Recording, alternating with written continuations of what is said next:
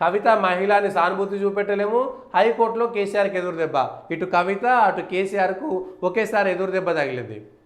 ఆ హైకోర్టులో ఈ విద్యుత్ కొనుగోళ్లకు సంబంధించినటువంటి అంశం పైన ఒక కమిషన్ వేసి విచారణ చేస్తుంటే ఆ కమిషన్ విచారణ అనేది రాజ్యాంగబద్ధం కాదని హైకోర్టులో పిటిషన్ ఇస్తే అది తప్పుపట్టింది హైకోర్టు. అప్పుడు ఎవరైతే ధర్మాసనం ఉందో దానికి సంబంధించి ఈ కమిషన్ కొత్త కమిషన్ వేయడంలో తప్పులేదు, ఏదైనా తప్పులుంటే అక్కడే మాట్లాడుకోవాలి, కానీ కేసీఆర్ ఆ కమిషన్ని తప్పు పట్టడం సరికాదనేటువంటి వ్యాఖ్య చేశారు. సో కేసీఆర్ ఇప్పుడు మళ్ళా కమిషన్ ముంగడ ఆ విద్యుత్ ఒప్పందాలు విద్యుత్ కొనుగోళ్ల దగ్గర ఖచ్చితంగా సమాధానం చెప్పుకోవాల్సినటువంటి పరిస్థితి వచ్చింది. అది ఓదిక్కు ఎదురు దెబ్బ అయితే పక్షపాతం అనడం సరికాదు, నిరూపించాలి. ఇప్పుడు నిరూపించుకోవాలి. ఒకవేళ తప్పని తేలితే ఏమవుతుంది అనేటువంటి విషయము ఆ రోజు ఉన్నటువంటి ప్రత్యామ్నాయాల విషయంలో అప్పుడున్నటువంటి వాళ్ళు స్పష్టంగా చెప్తున్నారు. మరి ఈఆర్సీ తప్పు చెప్పిందా వీళ్ళు చెప్పిందా అనేటువంటి చూడాలి. కవిత మహిళ అనే సానుభూతి చూపలేము. బెయిల్ పిటిషన్ తిరస్కరించినటువంటి ఢిల్లీ హైకోర్టు అక్కడ కవితకు ప్లస్ ఈడీ దగ్గర ఉన్నటువంటి సాక్ష్యాలను పూర్తి స్థాయిగా పకడ్బందీగా ఉన్నాయి. ఆమె మహిళ అనేటువంటి చూడదు, ఆమె ఎమ్మెల్సీ ఉంది, ఆమె పెద్ద నాయకురాలు, ఆమెకు భయం ఏమున్నది, ఇలా ఏం కాదు, తప్పులేదు. ఈడీ దగ్గర అనేకమైనటువంటి సాక్ష్యాలు ఉన్నాయి.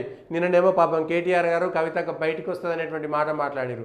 బయటకు వచ్చేటువంటి పరిస్థితులు అయితే కనబడతలేవు. ఇంకో ఏడాది దాకా పెద్ద ఎదురు దెబ్బల మీద ఎదురు దెబ్బ. కేసీఆర్ ఓడిపోయిన తర్వాత పాపం ఎక్కడైనా వస్తుందేమో అనేటువంటి ఇప్పటికే ఈ విషయంలో ఎమ్మెల్యేలంతా వీడిపోతున్నారు. ఒక్కొక్కరుగా అధికారం కోల్పోయిన అంతా నా వారు కారు అనేదో పాట ఉంటుంది చూసారా, ఎవరు నీ వారు కాదు, ఎవరు నీ తోడు కాదు, ఎవరు రారు నీ వెంట, ఒంటరిగా పోవాలని కేసీఆర్ గారు చెప్తారు కదా. ఎవ్వరు లేరు పిడికిలు పట్టినట్టు, నేను ఒక్కనే వచ్చినాని మళ్ళీ ఆయన ఒక్కడికే ఎక్కడ మొదలుపెట్టినామో అక్కడికే పోయినట్టుగా నేను ఒక్కనే మొదలుపెట్టినా అన్నారు కదా. వందలాది మంది మద్దతున్నా కూడా పాపం అటు అప్పుడు బీజేపీ నుంచి మందాడి సత్యనారాయణ రెడ్డి, నారాయణ వేణుగోపాల్ రెడ్డి అట్లాంటి నాయకులంతా వచ్చి బీజేపీ నుంచి సపోర్ట్ చేశారు. అట్లనే ఆ సిపిఐ నుంచి ఆ వేరే వాళ్ళు వచ్చారు, కాంగ్రెస్ నుంచి వేరే వాళ్ళు వచ్చారు. అంతమంది మద్దతు చెప్తే వాళ్ళు ఎవ్వరి పేర్లు చెప్పలే. కానీ నేను ఒక్కనే స్టార్ట్ చేసిన, నేనే పిడికిల మంది, ఇంకెవ్వరు లేరు. పాపం ఆ రోజు ఎంతోమంది ఆయన తీసుకొచ్చి నాయకత్వాన్ని తీసుకొచ్చినటువంటి విషయాలను చెప్పి దాచి నేను నేను నేను అనేటువంటి మాట చెప్పిరో ఇవాళ నేను అనేటువంటి ఒక కేసీఆర్ గారే మిగిలేటువంటి పరిస్థితికి వచ్చింది. ఆ పార్టీలో బండ ప్రకాష్ పోతారు, ఆయన పోతారు. ఇవాళ తలసాని శ్రీనివాస్ యాదవ్కు మంత్రి పదవి ఇవ్వాలని అక్కడ అఖిలేష్ యాదవ్ బాగా ఒత్తిడి చేస్తున్నట్టుగా కూడా ప్రచారంలో ఉన్నది. నిజమెంతో అబద్ధమెంతో తెలియాలి, కానీ అది నిజం అనిపిస్తుంది నాకైతే చూస్తుంటే. తలసాని శ్రీనివాస్ యాదవ్ కూడా తెలుగుదేశంలో ఉండి టీఆర్ఎస్లో మంత్రివర్గంలో ఉన్నాడు. ఇవాళ టీఆర్ఎస్లో ఉండి కాంగ్రెస్ మంత్రివర్గంలో ఉండొచ్చు. సబితా ఇంద్రారెడ్డి కాంగ్రెస్లో గెలిచి టీఆర్ఎస్లో మంత్రివర్గంలో లేదా? సేమ్ ఇవాళ వీళ్ళు ఇవ్వరు అనేటువంటి రాజకీయాల్లో రేవంత్ రెడ్డి గారు చెప్పి ఉండొచ్చు, కాంగ్రెస్ గుర్తు మీద గెలిచిన వాళ్ళకే మంత్రి పదవి ఇస్తామనేది.